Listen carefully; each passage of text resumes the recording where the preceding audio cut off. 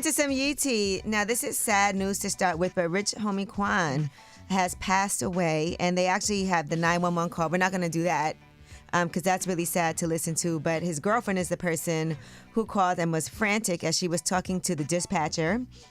She said that he was on the couch in the morning when she took her son to school. She put a blanket over him, but when she got home, she noticed that he didn't move, and she didn't feel a heartbeat. She said she couldn't see him breathing and turned him over, and he was foaming at the mouth. That has to be such a horrific experience. I can imagine. For her, so I can't even picture what that must be like to find the person that you love in that condition. Yeah. Thinking they're asleep.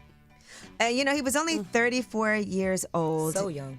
And when he was on My Expert Opinion, he talked about having an addiction problem. Here's what he said. I was on Molly every day. Oof. Listen, geeked up. Bro, I felt like I couldn't do a show or a song without being on Molly. When did that start? When did the habit start? On the road, before some type of way, we was doing so many shows, I couldn't stay up. So I knew some people like, bro, I got something to keep you up. That is awful. I am so sorry to hear that. And then they even had a video where he was in the car a few days before his death telling people don't do drugs. And people were saying you could see his fingers were yellow. So it's just so much going on. A lot of people were online giving their condolences. I saw Quavo and Offset appear to be mending things following that because of a picture Quavo posted. And you can see Takeoff's in the picture. Rich homie Quan is in the picture. Quavo also posted Metro Boomin's tribute. And, it's just tough. And it makes you think like there's people in your life that you may not be getting along with them.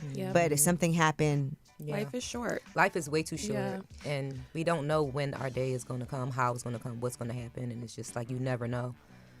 Mending those relationships with people that you love is important. Quavo posted, good convo with my bro at Offset.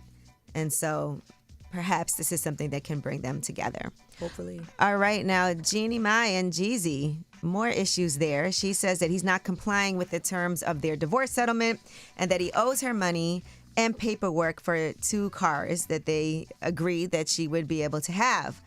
So she says that there was supposed to be a deposit of at least $500,000 in an interest-bearing account for their child, also transferring the title for 2 cars and also covering 4 months of her rent.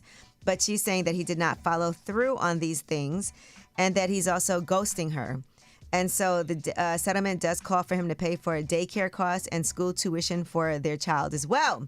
She says that he owes $4,000 for tuition and childcare and also hasn't given her access to the $500,000 account he was supposed to set up for their daughter.